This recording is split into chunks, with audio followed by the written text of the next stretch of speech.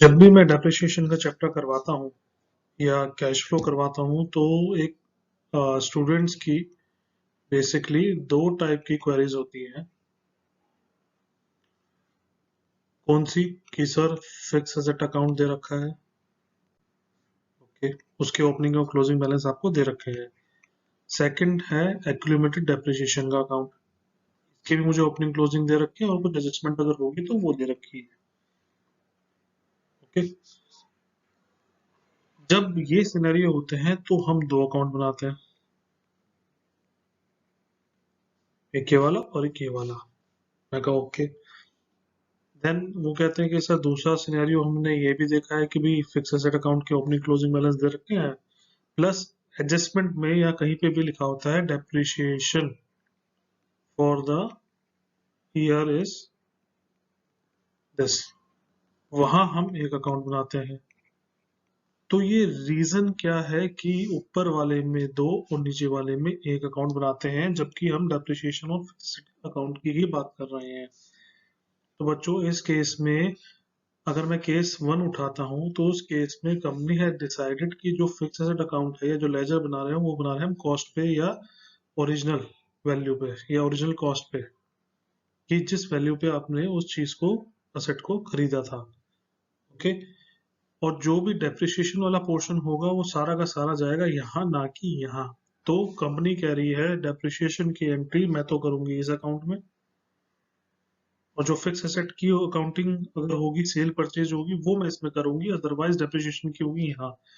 तो यहाँ पर एक वर्ड मैंने एडिशनल लिखा है डेप्रिसिएशन के साथ में, एक्यूमुलेटेड। इसका मीनिंग ये है इकट्ठी करी हुई डेप्रिसिएशन जो कि मैं इस एक्यूमुलेटेड डेप्रिसिएशन अकाउंट में दिखाऊंगा, ना कि फिक्स एसेट अकाउंट में। तो जब मैं सारी चीजें, मतलब एक तो डेप्रिसिएशन पोर्शन हो गया, एक हो गया सेल पार्ट, डेप्रिसिएशन में दिखाऊंगा सिर्फ एक्यूमुलेटेड डेप्रिसिएशन अकाउंट, जो सेल पार्ट होगा वो दिखाऊंगा फिक्स अकाउंट में। तो इसका मतलब मुझे दो अकाउंट साइमल्टेनियसली बनाने होंगे ताकि मुझे पता लगता रहे कि एज वन पर्टिकुलर डेट मेरा फिक्स एसेट में कितना बैलेंस है और कितनी डेप्रिसिएशन मैं चार्ज कर चुका हूँ उस मशीनरीज पे या उस फिक्स एसेट पे till that date, but with two separate accounts. इसलिए यहाँ दो अकाउंट बनाए जाते हैं। सेकंड केस है जहां पर कंपनी कहती है कि भाई मैं फिक्स एसेट की value, return down value show करना चाहती हूँ। और रिटर्न डाउन वैल्यू का हमारा मेथड क्या है भी, cost minus depreciation is equal to written down value WDV1। फिर हम अगले साल WDV1 माइनस डेप्रिसिएशन करते हैं, फिर WDV2, इस टाइप से हम साल साल चलते जाते हैं।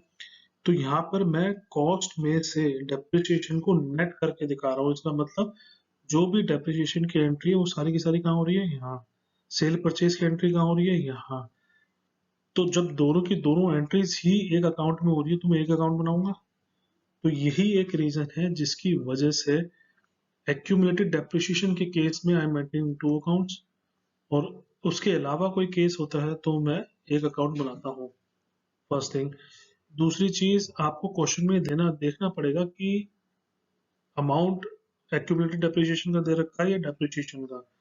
तो एक नॉर्मल बैलेंस में चीज चलती है, हम अगर पूरे साल का डेप्रिसिएशन चार्ज कर रहे हैं तो यहाँ लिखा होता है डेप्रिसिएशन, क्वेश्चन में लिखा होता है फॉर द ईयर वास। ठीक है, ये लिखा होगा क्वेश्चंस में, जो भी आप करंट ईयर का डेप्रिसिएशन अमाउंट आपको डायरेक्टली दे रखा होगा। एक्यूमुलेटेड के केसेस में नॉर्मली हम सिनेरियो में तभी ये अकाउंट तब बनाते हैं नॉर्मली कैश फ्लो के अंदर जब कोई सेल कर रहे थे। तो यहाँ लिखा होगा डेप्रिसिएशन प्रोवाइडेड देयर ऑन, या डेप्रिसिएशन प्रोवाइडेड ऑलरेडी। जहां पर ये वर्ड्स लिखी हूं तो आप खुद ही समझिए कि आज तक मैं डेप्रिसिएशन कंपनी इतना लगा चुकी है। तो लगा चुकी है मतलब that is amount of depreciation which has accumulated over the period of time. तो ये हमारा accumulated डेप्रिसिएशन का अमाउंट बन जाएगा फॉर एसेट सोल्ड। ठीक है, तो नेक्स्ट क्वेश्चन, हम दो क्वेश्चन जो करने वाले हैं उसमें दोनों ही केस मैंने पिक करे हैं, तो उसमें आइए एक बार उन दोनों क्वेश्चंस को करते हैं, तो ये पूरा कंसेप्ट आपको समझ में आ जाएगा। तो आगे चले। क्वेश्चन है, Mass Limited has plant and machinery whose written down value is ₹9,60,000 कब? 1 अप्रैल 2020 को। और 31 मार्च 2021 को क्या बैलेंस था? 10,50,000। डेप्रिसिएशन, ध्यान दीजिए, डेप्रिसिएशन वर्ड है, एक्यूमुलेटेड डेप्रिसिएशन नहीं है। Depreciation for the year was 35,000 in the beginning of the year. साल के शुरुआत में आपने एक प्लांट को बेच दिया 45,000 में, ठीक है, बट उसकी वैल्यू क्या थी? 30,000 रुपए। तो अपने को बनाना क्या है? Prepare cash flow statement from investing activities. तो बच्चों, जब भी ऐसा क्वेश्चन आए, एक छोटा सा ही क्वेश्चन मैंने लिया है, तो सबसे पहले आप फॉर्मेट बना लीजिए भैया कैश फ्लो का। इसमें हम लिखेंगे पर्टिकुलर्स, और ये outer inner column. Inner column normally हम रखते हैं कि भाई सब ट्रांजेक्शन्स का टोटल की टोटल जो होगी इंडिविजुअल लाइन पे वो यहाँ आएंगी, और टोटल आएगा आउटर कॉलम में। सिंस ये प्लांट एंड मशीनरी का अकाउंट है, तो हम यहाँ लिखेंगे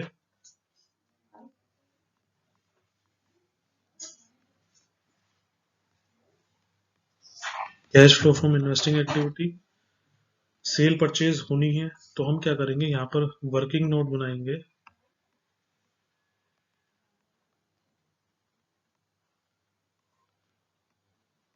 यहाँ पर कहीं भी एक्यूमुलेटेड डेप्रिसिएशन का जिक्र है क्या?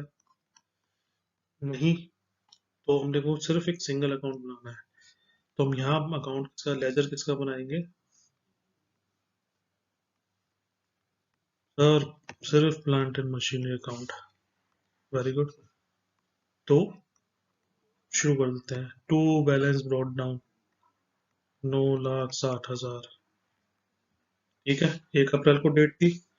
31 मार्च को क्या था? By balance carried down. तो हमें ये दो अमाउंट तो इन्होंने पहले से ही दे रखे हैं कि भाई ओपनिंग एंड क्लोजिंग ये है। अब अपना काम होगा कि जो भी एडिशनल इंफॉर्मेशन दे रखी है वो हमने यहाँ पर इस लेजर में दिखानी है, और वी हैव टू सी कि क्या डेबिट क्रेडिट इक्वल है, नहीं है तो क्या करना है वो आगे पढ़ते हैं। Depreciation for the year was 35,000। अब अपने को पता है कि डेप्रिसिएशन हमारी मशीनरी या बिल्डिंग या असेट्स को या फिक्स असेट्स को कम करती है, तो हम यहाँ लिखेंगे बाय डेप्रिसिएशन कितना? 35,000। Fine. Next, in the beginning of the year a part of plant was sold for 45,000। एक मशीनरी मैंने बेच दी। मैं एंट्री क्या करूंगा? Bank account debit to machinery. तो यहाँ मैं लिख दूंगा बाय बैंक। क्या डिनोट कर रहा है? सेल। इतनी की 45,000 की। अब सर, वैल्यू तो 30,000 थी, हमने 45 में भेजी, तो हमें कितने का प्रॉफिट हुआ? 15। सर ये कहाँ शो करना है? अगर आप इसकी जनरल एंट्री करेंगे तो ये एंट्री जो गेन की है वो आएगी आपकी इस जगह। कितना यहाँ लिखूं? 15,000। ठीक है। अब मैं थोड़ा सा आपको एक्सप्लेन करना चाहता हूँ। इसमें ये लिखी हुई है कि हमने साल की शुरुआत में एक एसेट ऐसी बेची जिसकी रिटर्न डाउन वैल्यू 30,000 थी। तो मैं मान के चलूँ इस 960 में 30,000 इंक्लूड है। हाँ सर, चल सकते हैं, बिल्कुल चल सकते हैं। और ये हमने बेच दी कितने की? 45,000 की। कितने के प्रॉफिट पे? 15,000 की। अगर मैं सिर्फ इन दो ट्रांजेक्शन को पिक करता हूँ, बैंक में कितना हमने कितना क्रेडिट करा प्लांट एंड मशीनरी अकाउंट? 45,000। और डेबिट कितना कर रहा है? 15,000। तो नेट इम्पैक्ट क्या पड़ा? 30,000 का क्रेडिट। और मैंने आपको ये पहले ही बता रखा था कि भाई मैं मान के चलता हूँ या मैं मानता हूँ कि इस 60,000 में 30,000 डेबिट पहले से हो रखा है। तो आपने 30,000 डेबिट पहले से कर रखा था, जो आपने मशीनरी बेची है उसने आपने उसको नेट उसको क्रेडिट कर दिया 30,000 से। तो जो मशीनरी बेची उसका इम्पैक्ट ओपनिंग बैलेंस से पूरी की पूरी तरीके से इस मशीनरी अकाउंट से खत्म हो चुका है। 30,000 डेबिट था पहले, हमने उसको क्रेडिट कर दिया। आई गेस ये चीज समझ में आ गई होगी। ओके, आगे बढ़ते हैं। चलो ये अकाउंटिंग कर दी। अब देखते हैं कोई और ट्रांजेक्शन। नहीं, कंप्लीट हो गया। क्या मेरी क्रेडिट साइड डेबिट साइड के इक्वल है? नहीं है sir. Credit side is more than the debit. तो हम यहाँ पर एक बार इसका टोटल कर लेते हैं। ठीक है, ये बेटा 80,000, 11,30,000। ओके, अब 9,75,000 ये बचा। सर ये तो बैलेंस मैच नहीं कर रहा, कितने का डिफरेंस है? 1,55,000 का। जब भी ऐसे कैश फ्लो में क्वेश्चंस आएंगे तो आपको करना यही है, जो भी बैलेंस अगर credit side is more than the debit side तो हम मान के चलेंगे कि आपने ड्यूरिंग द ईयर और प्लांट एंड मशीनरी खरीदी है। ठीक है, ये पूरा हो गया। अब मुझे आप बताइए कि हम सिर्फ इन्वेस्टिंग एक्टिविटी कर रहे हैं, तो मैंने उसमें बताया था कि हम क्या पे करेंगे, sale and purchase of fixed asset, उसके अलावा कुछ नहीं आएगा। तो यहाँ देखिए भाई, सेल परचेज कितनी की हुई है? सेल कितनी की हुई है? 45,000। परचेज कितनी की हुई है? 1,55,000 की। अब मैं आपसे बात करना चाहता हूँ कि भाई परचेज इनफ्लो है आउटफ्लो? आउटफ्लो, पैसा जा रहा है क्योंकि आपने चीज खरीदी, कैश जा रहा है। सेल में inflow. I am clear I guess on this. तो अब यही दो चीजें मैं यहाँ पर इनपुट कर दूंगा। मैं यहाँ लिखूंगा sale of plant and machinery inflow है भैया, नेगेटिव नहीं दिखाना, पॉजिटिव दिखाना है हमेशा। उसके बाद हम लिखेंगे purchase of plant and machinery, पैसा गया। सर इसको तो दिखाना पड़ेगा आपको नेगेटिव में। ठीक है, टोटल कर दूं, खत्म हो गया, दो ही काम थे। 1,10,000 नेगेटिव, दैट डिनोट्स आउटफ्लो। तो हम जब भी ऐसा केस होता है, या तो हम कैश यूज्ड इन लिख दें या कैश आउटफ्लो लिख दें, कुछ भी लिख सकते हैं। कैश आउटफ्लो या यूज्ड इन इन्वेस्टिंग एक्टिविटीज। और ये आपका क्वेश्चन हो गया कंप्लीट। तो अब इसमें आपने देखा होगा जहां पर सिर्फ डेप्रिसिएशन वर्ड का यूज हुआ है, सिर्फ डेप्रिसिएशन, वहां पर सिर्फ मैंने एक फिक्स्ड एसेट अकाउंट बनाया है और उस ट्रांजेक्शन्स को प्लॉट करा और बैलेंस निकाल के आंसर निकाल दिया। तो this is the second case जो हमने वहां पढ़ा था अभी प्रीवियस स्लाइड में, इसका सेकंड केस है। अब नेक्स्ट क्वेश्चन में हम उठाएंगे एक्यूमुलेटेड डेप्रिसिएशन को।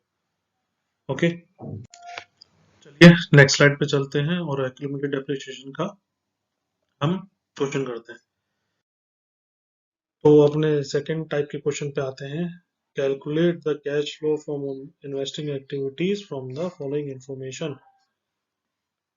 ओपनिंग क्लोजिंग बैलेंस दे रखा है इसका, फिक्स्ड एसेट का और एक्यूमुलेटेड डेप्रिसिएशन का।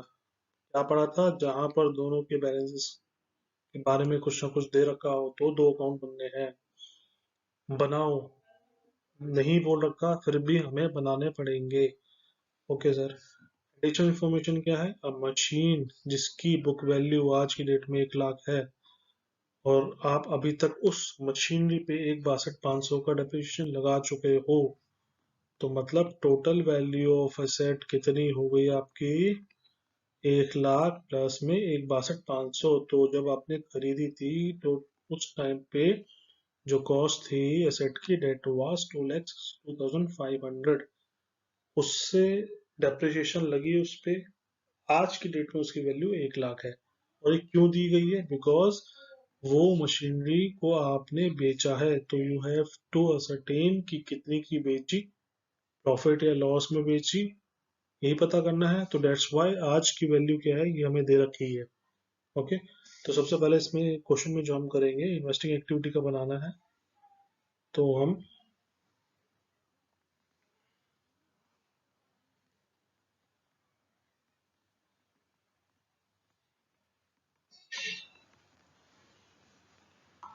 बनाएंगे वर्किंग नोट्स। सर एक अकाउंट बनाना है? अरे कहा था दो बनाने हैं, तो हम यहाँ पर बनाएंगे दो अकाउंट। ठीक है,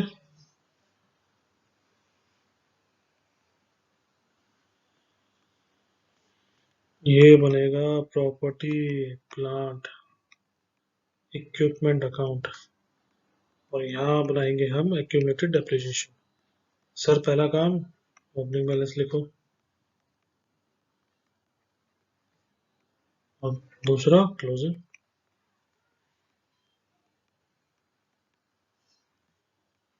ऐसे ही एक्यूमुलेटेड डेप्रिसिएशन का बैलेंस जो हम लिखेंगे, हम सेम उसी तरीके से लिखेंगे जैसे किसी लायबिलिटी का बैलेंस लिखते हैं। ठीक है, तो ये मैंने खत्म कर दी। ओके, अब हम क्या करेंगे, पहले इस अकाउंट को क्लोज करेंगे, फिर इस अकाउंट पे जाएंगे। तो अब एक एडजस्टमेंट पढ़ लेते हैं। इसमें लिखा हुआ है कि एक मशीनरी जिसकी बुक वैल्यू 1 लाख थी और डेप्रिसिएशन अभी तक कितनी लगा चुके हो, 1,62,500। तो क्या मैं ये बोल सकता हूँ इस 10,62,500 में, यानी ओपनिंग बैलेंस में, ये 1,62,500 इंक्लूड है? बिल्कुल बोल सकते हैं। क्या ये मशीनरी मैंने बेच दी जिसपे डेप्रिसिएशन लगा हुआ था 1,62,500 का? सर हाँ। तो मुझे यहाँ हटानी भी तो पड़ेगी। तो मैं क्या करूंगा, जो मशीनरी बेच रहे हैं उसका इम्पैक्ट इन दोनों अकाउंट से मुझे जीरो करना है। तो मैं एक एंट्री करूंगा, accumulated depreciation to machine account. ये अकाउंटिंग में यहाँ करूंगा, और आप देखने क्या होने वाला है। कितना डेप्रिसिएशन लगाया? 1,62,500। ऐसे ही मशीनरी में मैं लिखूंगा बाय एक्यूमुलेटेड डेप्रिसिएशन, जो मशीनरी आप बेच चुके हो। लिख दिया बॉस? हाँ सर लिख दिया। इसके अलावा कोई ट्रांजैक्शन है नहीं। हम अब अकाउंट क्लोजर की तरफ पढ़ना शुरू कर देंगे। पहला ये, फिर दूसरा प्लांट एंड मशीनरी। टोटल करो 12,62,500। बिल्कुल सर। क्या मैच कर रहा है? नहीं सर। तो सर ये जो 2 लाख का डिफरेंस आ रहा है यहाँ पर, क्या है बॉस? जब हम डेप्रिसिएशन चार्ज करते हैं, हम क्या लिखते हैं, profit and loss account debit to depreciation account. ठीक है, उस डेप्रिसिएशन को फिक्स एसेट में ले जाते हैं। इस मेथड में सिंस हम ये खुद बोल रहे हैं कि डेप्रिसिएशन को फिक्स एसेट अकाउंट में ना ले जाके हम एक्यूमुलेटेड डेप्रिसिएशन के अंदर ही बांध के रखेंगे, तो आउट ऑफ ओपनिंग बैलेंस जो सेल हुई आपने हटा दी। तो क्या मैं ये कह सकता हूँ ये जो अमाउंट है that is depreciation for remaining assets. Entry कैसे पढ़ेंगे इसकी? ऐसे पढ़ो, profit and loss account debit to accumulated depreciation. वही बात हुई। नॉर्मल डेप्रिसिएशन के केस में मैं profit and loss to depreciation लिखता हूँ। इस केस में मैं अकाउंटिंग करूंगा profit and loss account debit to accumulated depreciation. ठीक है, और अगर मैं ऑपरेटिंग बनाता, सिंस ये करंट ईयर का डेप्रिसिएशन है, ऑपरेटिंग में जाके ऐड हो जाता। बट अपना नहीं बना रहे, हम इसको यही क्लोज कर देंगे। अब आते हैं प्लांट इक्विपमेंट अकाउंट पे। हमने सेल की एंट्री देनी है अभी। जो एसेट 1 लाख की थी उसको 20,000 के लॉस पे बेचा, इट मीन्स वो एसेट 80,000 की ही सेल हुई है और बाकी का लॉस हुआ है। तो मैं एंट्री कर दूंगा ये। ठीक है, अब इस केस में हम अकाउंटिंग कर चुके हैं। अब एक एडिशनली चीज यहाँ देख लेते हैं। क्या मैं कह सकता हूँ ये जो टोटल एसेट थी, बिकॉज थी उस एसेट की जो हमने बेची, क्या वो उसके अंदर इंक्लूड थी? हाँ सर, क्योंकि कंपनी ने कहा कि मैं उसको ओरिजिनल कॉस्ट पे रखना चाहती हूँ। तो ये 262,500 यहाँ डेबिट पहले से हो रखा है। हाँ सर हो रखा है। मैंने बेची है, हाँ सर बेची, कितने की? 1,80,000 की, 20,000 लॉस पे। और डेप्रिसिएशन कितना था? आप इन तीनों को ऐड कर दीजिए, कितना आएगा? 2,62,500 ही आना। क्रेडिट मतलब प्लांट एंड मशीनरी अकाउंट में डेबिट था, जो मैंने सेल करी उसको मैंने टोटल कॉस्ट ही रिमूव कर दी है प्लांट अकाउंट से, बिकॉज ये अकाउंट जो हम बना रहे हैं that is on the original cost, तो मुझे ओरिजिनल कॉस्ट को ही इम्पैक्ट देके नलीफाई करना था जो मशीनरी हमने बेच दी। ठीक है, तो 2,62,500 का डेबिट था, आपने सेल करी उस करंट ईयर में, तो आप टोटल असेट को ही जीरो करेंगे। 2,62 की परचेज, 500 की परचेज, उसका ही मैंने इम्पैक्ट यहाँ दिखा दिया है करंट क्रेडिट साइड में। अब मैं क्या करूंगा, मैं इसका टोटल कर दूंगा, 25,92,500 बराबर है, नहीं है सर? तो जहां पर credit side is more than the debit side, तो हम मानेंगे वो परचेज है। तो ये हुआ 4,67,500। ओके, अब for the cash flow from investing activity के पर्पज से हम कंसिडर करते हैं purchase and sale of asset. तो यहाँ सिर्फ दो चीजें हैं, तो हम यहाँ लिखेंगे sale of plant property and equipment 80,000, purchase of plant property और इक्विपमेंट 4,67,500 नेगेटिव, ध्यान रखना नेगेटिव का। तो ये आएगा 3,87,500 नेगेटिव। तो हम लिखेंगे कैश यूज्ड इन, ठीक है, या आउटफ्लो फ्रॉम इन्वेस्टिंग एक्टिविटीज। ठीक है, उसका आंसर क्या है ये। तो स्टूडेंट्स आई होप कि सब चीजें आपको समझ आ गई होंगी कि कब हमने दो अकाउंट बनाने हैं, कब सिंगल अकाउंट बनाना है, और किस तरीके से हमने अकाउंट क्लोजर को करना है आगे इन रिस्पेक्ट ऑफ डेप्रिसिएशन और फिक्स एसेट की अकाउंटिंग होती है। तो सो आई होप कि ये चीज समझ में आ गई होगी, एंड आई होप कि वीडियो आपको अच्छी लगी। आप काइंडली लाइक दिस वीडियो, आगे शेयर कीजिए, और please please subscribe my channel. और इन केस अगर कोई भी ऐसा टॉपिक है जिसपे यू वांट कि मैं वीडियो बना के भेजूं, तो या तो कमेंट सेक्शन पे हम मुझे लिख दीजिए, अदरवाइज आप मुझे इस नंबर पे व्हाट्सएप भी कर सकते हैं with the topic name.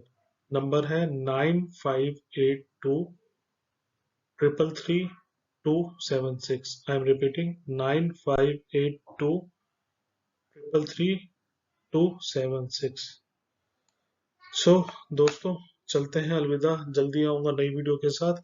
So take care, bye and thank you very much.